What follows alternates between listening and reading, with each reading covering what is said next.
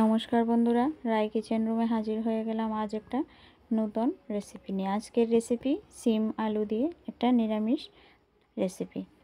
এই রেসিপিটা খেতে খুব সুস্বাদু হয়। আর চলুন পুরো ভিডিওটা দেখতে থাকুন। এখানে নিয়েছি কটা সিম আর দুটো আলু। এবার সিমগুলোকে ধারের শিরগুলি ফেলে দিয়ে আমি টুকরো করে কেটে নেব। ছোটো ছোটো করব না, বড় বড় আকারের টুকরো হিসাবে কেটে নেব। নিয়েছি এখানে দুটো আলু দুটোকে কেটে নিয়েছি। এখানে নিয়েছি শিলনোড়ার মধ্যে সাদা সর্ষে আর শুকনো লঙ্কা বেটে নেব। আর এদিকে আলু আর সিমগুলিকে ধুয়ে কড়াতে সর্ষের তেল দিয়ে দিয়েছি একটা শুকনো লঙ্কা ফোড়ন।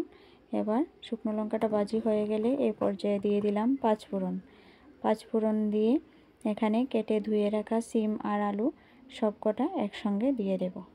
আপনারা চাইলে আলাদা আলাদা ভেজে নিতে পারেন, আমি একসঙ্গে দিয়ে দিয়েছি।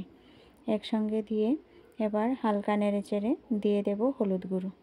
এ পর্যায়ে দিয়ে দিলাম হলুদ গুঁড়ো আর পরিমাণ মতো নুন দিয়ে কিছুক্ষণ 5 থেকে 10 মিনিট সময় লো টু মিডিয়াম আঁচে আমি এটা ভাজতে থাকবো। অল্প অল্প আঁচে এটাকে ভেজে ভেজে প্রায় মোটামুটি ভালো করে ভেজে নেব। এই পর্যায়ে মশলাটা করে নিচ্ছি পেস্ট। আর এদিকে আমার সবজিগুলি ভাজা হয়ে গেছে।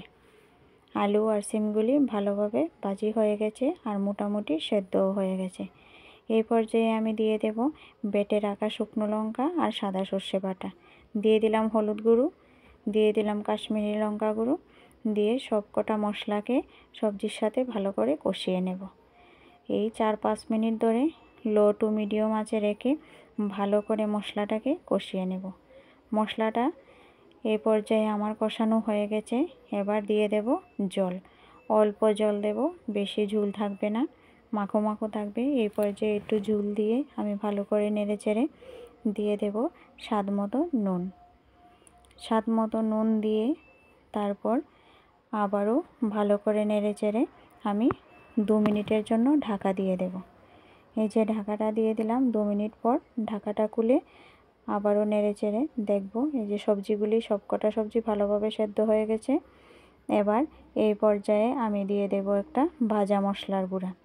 এখানে দারচিনি, এলাচি আর শুকনো লঙ্কা, গোটা জিরে, গোটা মৌরি, ধনে সব কিছু একসাথে বেটে শুকনোগুলা বেটে গুঁড়ো করে নিয়েছি। মশলাটা দিলাম আর দিয়ে দিলাম ধনেপাতা কুচি। এই সবকটা মশলা আর ধনেপাতা দিয়ে ভালো করে নেড়ে চেড়ে এই পর্যায়ে আমার রেসিপিটা রেডি, নামিয়ে নিলাম। এই ভাজা মশলাটা দিয়ে তরকারিটা করাতে তরকারির স্বাদ খুব সুস্বাদু হয়েছে। এভাবে রেসিপিটা বানিয়ে খেয়ে দেখবেন, দুর্দান্ত স্বাদের হয়। আর যদি ভালো লাগে কমেন্ট করে জানাবেন। ধন্যবাদ।